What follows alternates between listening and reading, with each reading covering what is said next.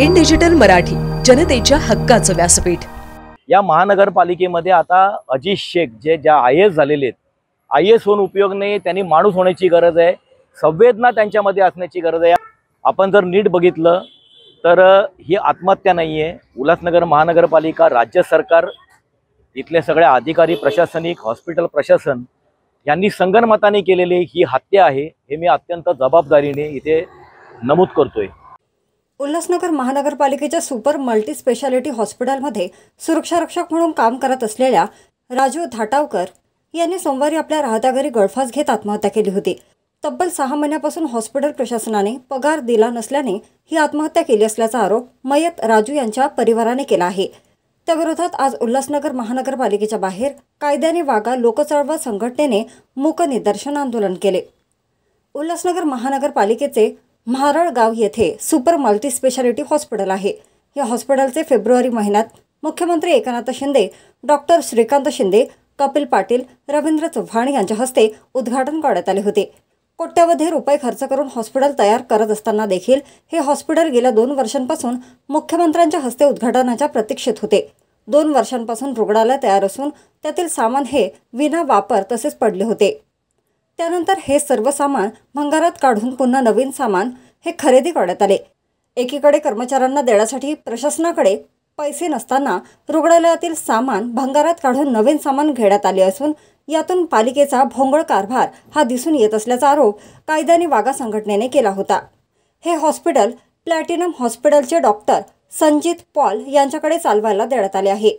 महत्त्वाचे म्हणजे मुख्यमंत्री एकनाथ शिंदे यांच्या मेहरबानीने ठाणे महानगरपालिकेचे मातोश्री गंगूबाई शिंदे हॉस्पिटल देखील डॉक्टर संजित पॉल यांच्या प्लॅटिनम हॉस्पिटलच्या यादीत या अगोदरच समाविष्ट झाले आहे। अलीकडेच उल्हासनगर महानगरपालिकेचे सुपर मल्टीस्पेशालिटी हॉस्पिटलही डॉक्टर संजित पॉल यांच्याकडे देण्यात आले आहे। कोविड काळात देखील एक कोविड हॉस्पिटल डॉक्टर पॉल यांच्याकडेच होते। त्यांच्या विरोधात नागरिकांच्या अनेक तक्रारी येत असताना देखील उल्हासनगर महानगरपालिकेने पुन्हा सुपर मल्टी स्पेशालिटी हॉस्पिटल हे त्यांना चालवण्यासाठी कोणाच्या सांगण्यावरून दिले असा प्रश्न उपस्थित होत आहे। राजू धाटावकर यांच्यासोबत अन्य 35 कर्मचाऱ्यांना देखील गेल्या 6 महिन्यांपासून पगार दिला जात नव्हता।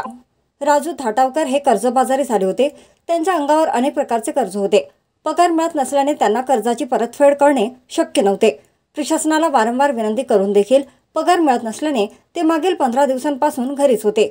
अखेर या सर्व त्रासाला कंटाळून त्यांनी सोमवारी आपली जीवनलीला संपवली। राजू धाटावकर यांची आत्महत्या नसून महापालिका प्रशासन, राज्य सरकार आणि हॉस्पिटल प्रशासन यांनी मिळून संगनमताने केलेली ही हत्या आहे। तसेच महापालिका आयुक्त अजित शेख हे IAS झाले, मात्र त्यांना माणूस होण्याची गरज आहे असे मत राज आसरोणकर आणि ॲडव्होकेट स्वप्नील पाटील यांनी यावेळी व्यक्त केले। सोबतच उल्हासनगर महानगरपालिकेने डॉक्टर संजित पॉल यांना हे हॉस्पिटल कंत्राटी पद्धतीवर दिले असताना किमान वेतन कायद्याचे पालन होत नाही। तसेच शहरात रामचंदानी हा कंत्राटी पद्धतीवर दिलेल्या कामांमध्ये तो कर्मचाऱ्यांना किमान वेतन कायद्याअंतर्गत वेतन देत नसून तो भाजपचा जिल्हाध्यक्ष असल्याने आयुक्त अजित शेख हे त्याच्यावर कारवाई करण्यास घाबरतात असा आरोप राज आसरोणकर यांनी व्यक्त केला। या आंदोलनाच्या प्रसंगी भाजप आमदार कुमार आयलानी, राजेश वधारिया, दीपू छतलानी, राष्ट्रवादीचे भरत गंगोत्री यांच्यासह इतर राजकीय नेते उपस्थित होते। उल्हासनगर महानगरपालिकेचं सुपर स्पेशालिटी हॉस्पिटल आहे म्हारळजवळ। त्याच्यामध्ये जे प्लॅटिनम हॉस्पिटल्स यांना ते चालवायला दिलेलं आहे आणि त्यांच्याकडे काम करणाऱ्या एका राजू धावटकर नावाच्या सुरक्षारक्षकाने काल आत्महत्या केली। खरं म्हणजे त्याला आत्महत्या करायला हॉस्पिटल प्रशासनाकडून प्रवृत्त केलं गेलेलं आहे। जी आम्हाला माहिती मिळालेली आहे त्याच्या पत्नीने माध्यमांना आणि काल आम्ही हॉस्पिटलला होतो जी माहिती दिली त्यानुसार जवळजवळ गेले 6-7 महिने तिथल्या 35 कर्मचाऱ्यांना पगार मिळालेला नव्हता। त्या 35 लोकांमध्ये राजू धावटकर सुद्धा होता। हवालदिल झालेला होता। फायनान्शियल आर्थिक तंगी सगळी होती। उसनवारी आणि कर्जामुळे परेशान होता आणि कर्ज ज्यांनी दिलं होतं ते मागणारे लोक सतत तगादा लावत होते। शेवटी त्याने या सगळ्याला कंटाळून काल गळफास घेऊन आत्महत्या केली। आपण जर नीट बघितलं तर ही आत्महत्या नाही आहे। उल्हासनगर महानगरपालिका, राज्य सरकार, इथले सगळे अधिकारी, प्रशासनिक, हॉस्पिटल प्रशासन यांनी संगनमताने केलेली ही हत्या आहे, हे मी अत्यंत जबाबदारीने इथे नमूद करतोय.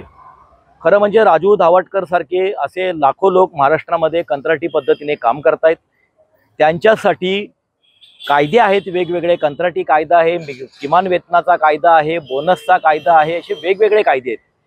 परंतु ह्याच्यामधल्या कुठल्याही कायद्याचं पालन हे महाराष्ट्रामधल्या कुठल्याही महानगरपालिकेमध्ये, नगरपालिकेमध्ये, कुठल्याही शासकीय निमशासकीय कार्यालयांमध्ये या कायद्यांचं पालन होत नाही. आणि अधिकाऱ्यांना जरा पण भय नाही आहे की आपल्यावर कारवाई होईल, कारण राज्य सरकार स्वतः या कंत्राटदारांच्या पाठीशी आहे, भ्रष्ट अधिकाऱ्यांच्या पाठीशी आहे. अधिकाऱ्यांना कारवाईची भीती नसल्यामुळे कामगारांचं याच्यामध्ये शोषण होतंय. राजू धावटकरचा मुद्दा जर आपण बघितला तर या हॉस्पिटल प्रशासनाबरोबर म्हणजे प्लॅटिनम हॉस्पिटलचे डॉक्टर संजीत पॉल यांच्याबरोबर उल्हासनगर महानगरपालिकेने जो करार केलेला आहे त्या करारानुसार तिथल्या सगळ्या कर्मचारी कामगारांना किमान वेतनाप्रमाणे त्यांना पगार द्यायचा आहे. एकतर राजू धावटकरच्या आत्महत्येला ते हॉस्पिटल प्रशासन जबाबदार आहे की नाही आहे त्याची चौकशी झाली पाहिजे, त्याची चौकशी होईल. परंतु त्या ठिकाणी किमान वेतनाचं जे अटी शर्तीमध्ये उल्लेख आहे त्याचं अजिबात पालन केलं जात नाही आहे. राजू धावटकरच्या आत्महत्येतून स्पष्ट झालेलं आहे. त्यांचा कुठलाही PF विमा वगैरे कुठल्याही गोष्टी भरल्या जात नाही आहेत, वेळेवर पगार दिले जात नाही आहेत. या महानगरपालिकेमध्ये आता अजीज शेख जे ज्या IAS झालेले आहेत, IAS होऊन उपयोग नाही, त्यांनी माणूस होण्याची गरज आहे, संवेदना त्यांच्यामध्ये असण्याची गरज आहे. या महानगरपालिकेमध्ये AM रामचंद्रनीचे अनेक कर्मचारी आहेत वॉटर सप्लायमधले. यांना सगळ्या कंत्राटदारांना आदेश असताना आयुक्तांचा सगळे किमान वेतनाप्रमाणे पगार देतात. फक्त AM रामचंद्रानी हा सरळ सांगतो की मी देणार नाही म्हणून, आणि 20,000च्या जागी तो फक्त 10,000 रुपये पगार देतो. कुठलाही PF विमा वगैरे भरत नाही आणि त्याच्या विरुद्ध कारवाई करायला आयुक्त घाबरतात, कारण तो भारतीय जनता पार्टी सारख्या एका पक्षाचा जिल्हाध्यक्ष आहे. रवींद्र चव्हाण सारखा मंत्री त्या ठेकेदाराच्या सरळ सरळ पाठीमागे आहे. आणि त्या कॉन्ट्रॅक्टर विरुद्ध आयुक्त जेव्हा जेव्हा कारवाई करतात त्यावेळेला रवींद्र चव्हाण सारख्या मंत्र्यांचा दबाव येतो. अशी एकदम खात्रीलायक बातमी आम्हाला माहिती आतमधून प्रशासनाकडून मिळालेली आहे. अशी तर परिस्थिती असेल आणि सरकारमधले बसलेले लोकच जर ठेकेदारांना शोषण करणाऱ्या ठेकेदारांना आणि भ्रष्ट अधिकाऱ्यांना जर पाठीशी घालणार असतील तर राजू धावटकर सारखी प्रकरणं महाराष्ट्रामध्ये येणाऱ्या काळामध्ये वाढण्याची भीती आहे. गेल्या 6 महिन्यामध्ये आम्ही इथे जी आंदोलनं केली त्या प्रत्येक आंदोलनामध्ये मी पत्रकारांशी बोलताना हे सांगितलेलं आहे की महाराष्ट्रामध्ये येणाऱ्या काळामध्ये बेरोजगारांच्या आत्महत्यांचं कदाचित उद्या सत्र सुरू होईल. परंतु सरकारमधले बसलेले लोक सत्तेच्या पाठीमागे आहे, त्यांचा धंदा पाणी व्यवस्थित चालू आहे, त्यांचं कमिशन वगैरे सगळा तो कमिशनवाला विकास आहे त्याच्यामध्ये ते मशगूल आहेत. आणि सामान्य माणसं तर त्यांना काही पडलेलं नाही आहे. हे मुळातच हे सरकार जे आहे ते सामान्य माणसांचं प्रतिनिधित्व करणारं सरकार नाही आहे आणि त्यामुळे कामगार वर्गाबद्दल त्यांना जरा पण सहानुभूती नाही आहे आणि त्यामुळे राजू धावटकर सारख्या कामगाराचा इथे बळी गेलेला आहे. हे जे शहाड येथे उल्हासनगर महानगरपालिकेअंतर्गत जे सुपर स्पेशालिटी हॉस्पिटल चालू केलेलं आहे, तर ह्या सुपर स्पेशालिटी हॉस्पिटलमध्ये रुग्णांना सेवा देण्याचं काम कमी होत आहे, परंतु कंत्राटी कर्मचारी ते तिथे जे ठेवलेले आहेत त्यांचं शोषण करण्याचं काम जास्त प्रमाणामध्ये होत आहे. आणि ही एक शंका देखील उपस्थित झालेली आहे की वारंवार अशा प्रकारे कंत्राटी कर्मचाऱ्यांचं शोषण करून त्यांना मृत्युमुखी पाडण्याची जबाबदारी जर हे सगळे जर प्रशासन करत असेल तर ही अतिशय लज्जास्पद बाब आहे. एकीकडे आपण पाहतो की निवडणुकी दरम्यान 500-1000 रुपये वाटले जातात, मटण बकरे कोंबड्या खाऊ घातल्या जातात, आणि दुसरीकडे हेच शासन, हेच प्रशासन, हेच लोकप्रतिनिधी जर 6-6 महिने कंत्राटी कर्मचाऱ्यांचा पगार देत नसेल तर ही अतिशय निषेधार्ह बाब आहे. आणि त्याचमुळे आज राजू धावटकर सारख्या एका इसमानी, एका मुलानी, तरुण मुलानी आत्महत्या केलेली आहे आणि ह्याकरिता हे निषेध नोंदवण्याकरिता आज आम्ही इथे उपस्थित आहोत. बड़ी दुख की बात है कि आज हमें यहाँ पे खड़े रहने का कारण ये है कि एक कॉन्ट्रैक्टर कामगार जो कि 6 महीने से उनको पगार नहीं मिली थी और लास्ट में उन्होंने ये बहुत ही खतरनाक स्टेप उठाया था और उन्होंने अपने जीवन का जो है समाप्त कर दिया. बट बोलना ये चाहूँगा कि कितने महीनों से हम लगातार शासन प्रशासन सबको यही बोल रहे हैं, लेकिन इनके कानों में जू तक नहीं रह रही है. कोई भी कायदे का पालन नहीं किया जा रहा है. राज सर ने कितने ही आंदोलन किए हैं, कितने करस्पॉन्डेंस किए, और ये करस्पॉन्डेंस जो किया जा रहा है ये पूरे महाराष्ट्र लेवल पे किया जा रहा है.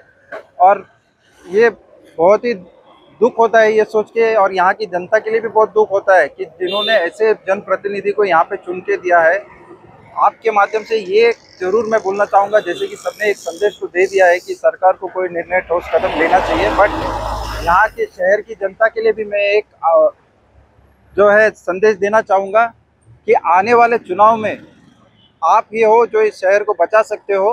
तो ऐसे जनप्रतिनिधि को बिल्कुल मत चुनिए जो आप ही में से लोगों का शोषण कर रहा है, जिनके ऊपर गुने दाखिल है और जो बिल्कुल अपने फायदे के लिए सिर्फ सोच रहे हैं और शहर का नहीं सोच रहे हैं। तो आपसे निवेदन होगा, कृपया आप ऐसे जनप्रतिनिधियों को ना चुने।